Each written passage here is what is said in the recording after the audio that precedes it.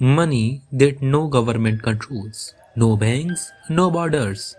For thousands of years, money has followed one rule: someone, somewhere must control it. Kings stamped coins, government printed notes, banks become the gatekeeper of wealth. Then 2009, something unpredictable happened. A digital currency appeared with no ruler, no central authority, and even no permission required. It was called Bitcoin. Supporters call cryptocurrency the biggest financial revolution since the invention of money itself. Critics call it dangerous, unstable, even unhierarchical. But whether loved or hated, one thing is undeniable. Crypto has permanently changed how the world thinks about money. Historical background: why crypto was created. Before crypto, the global financial system ran on a simple structure. At the top sat central banks, controlling money, supply, and interest rates. Below them were commercial banks, holding deposits, issuing loans, and deciding who gets access to capital. Money itself was fiat currency, paper backed not by gold but by trust in governments. This system worked until it didn't. Governments printed money to fund wars and welfare. Debt kept rising. Inflation silently eroded savings. And then came 2008. The global financial crisis. Major banks collapsed. Lehman Brothers fell. Markets frozen.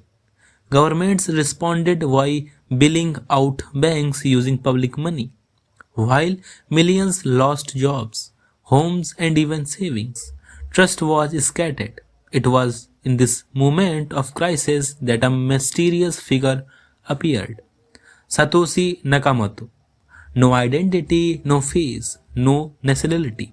In 2008, Satoshi published a 9-page document, the Bitcoin White Paper. Its idea was very radical: a financial system that does not require trust in banks or governments. And hidden inside Bitcoin's very first block was a message, a quiet protest against the old system. Worth of Bitcoin and blockchain. Bitcoin was designed as a peer to peer digital money. No banks in between, no central authority approving transactions, just users directly connected. At the heart of Bitcoin lies blockchain technology. Think of blockchain as a shared digital ledger, copied across thousands of computers worldwide. Every transaction is transparent, time stamped, nearly impossible to alter. This makes the system trustless but reliable. New bitcoins are created through mining, where computers compete to verify transactions, a process called proof of work. And crucially, Bitcoin has hard supply limit. Only 21 million coin will even exist. Unlike fiat money, Bitcoins can't be printed at will. To supporters, this makes Bitcoin a very big power against inflation. Digital gold for modern age. If we think about the financial impact of this cryptocurrency didn't just create a new asset. It challenged the entire financial ecosystem. Payments become faster and borderless. No longer needed banks or intermediary any substance. Global transfers that once took days now took minutes. Then came innovation. Thousands of new cryptocurrency altcoins emerged. Ethereum introduced smart contracts enabling programmable money. This gave birth to DeFi, decentralized finance, where users could lend, borrow, and even trade without banks. Then come NFTs, turning digital files into tradable assets. But with innovations come instability. Crypto market become infamous for extreme volatility. Prices soared on speculations. They crashed on fear. Institutions, investors entered, amplifying both growth and risk. Crypto became both a tool of financial innovation and a playground for speculations. If we think about geopolitical impact of crypto versus state, then for governments, crypto posed a dangerous question. What happens if money escape state control? Question is big. Crypto threatens monetary sovereignty, capital controls, currency dominance.